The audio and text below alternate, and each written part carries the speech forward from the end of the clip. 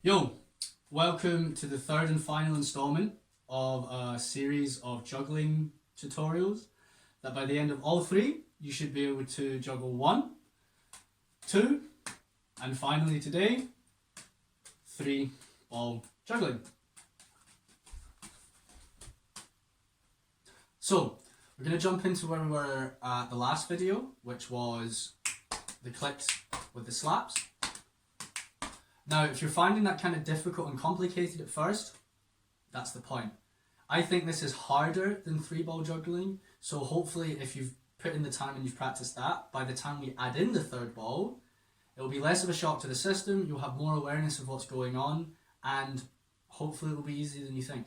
So make sure you get to this stage and you're comfortable and you're relaxed with this before we move on to where we're going to go just now. We're now on 3 balls, okay?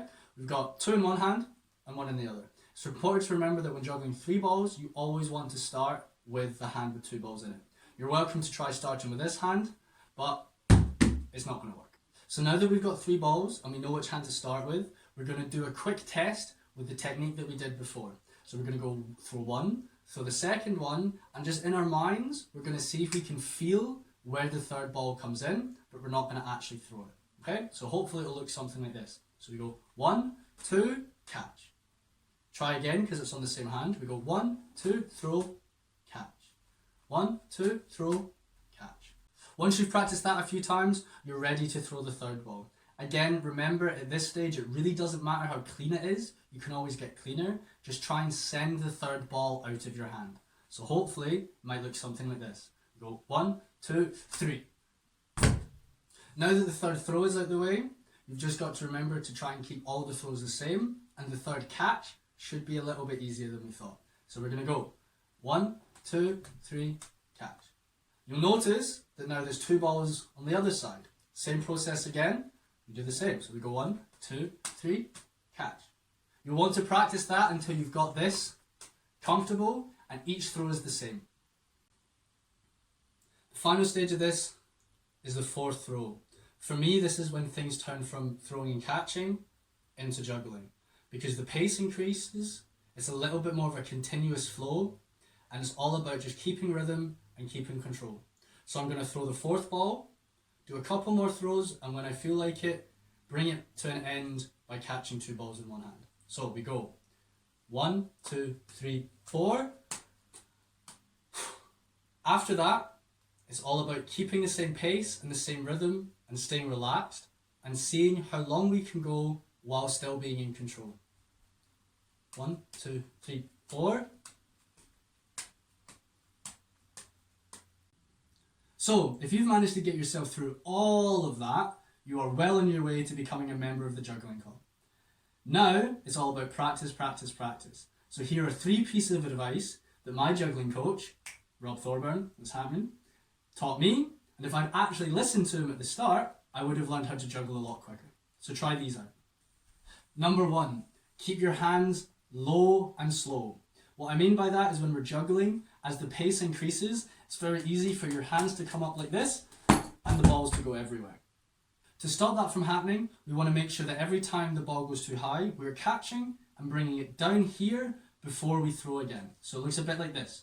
If the balls start to go up, keep your hands low and make sure each throw is not too fast. Tip number 2. A lot of beginner jugglers, when they first start getting past the 4th throw, they start to see that their juggling starts to go forward.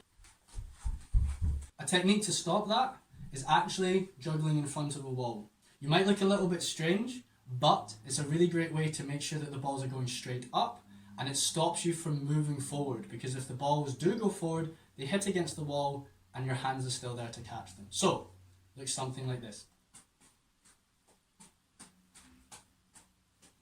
Once you've done that enough times and each throw doesn't hit the wall, then you know you can juggle without it. The last piece of advice I'm going to give you is simply you do not need to watch the balls 100% of the time. I personally only watch the balls until they start coming back down from the corners. Here and here. Once that happens, I know where they're going to be, so all I need to do is look to the other side and wait for the next ball to come into my line of vision. The reason for this is, first of all, your eyes just switch from left and right, which means that you don't need to waste time looking down to look back up where the next ball is. You're only ever really looking up and reacting to the balls as they come back down. Secondly, that also helps you relax a lot more. It gives you a little bit more thinking time because you don't need to watch where the ball is going, only where the ball is going to be. And for me, when I juggle, my eyes are usually up and I'm just switching from left and right. So hopefully, by using those tips when you practice, you'll get more relaxed and confident when juggling 3 balls. It's qualifying. Qualifying is just a fancy way for jugglers to tell how good they are in a pattern. Qualifying is the amount of catches compared to how many balls you have. So with 3 balls, you need to catch 6 times to qualify for that pattern. If you've got 4 balls, it's 8, and if you've got 2 balls, it's 4. So if I were to qualify for a 3-ball pattern, it would be 1, 2, 3, 4, 5, 6. That would be me qualifying. Obviously, after that, it's about going continuously and pretty much forever, but that's a good thing to start with when beginning to juggle. So that's it for today. There were obviously tricks in video 1 and 2 that I haven't explained how to do them with 3.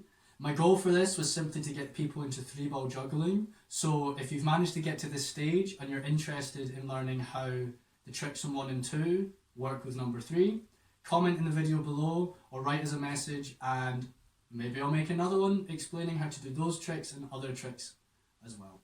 But for now, have fun, give it a go, and let me know how you enjoyed it. Thank you!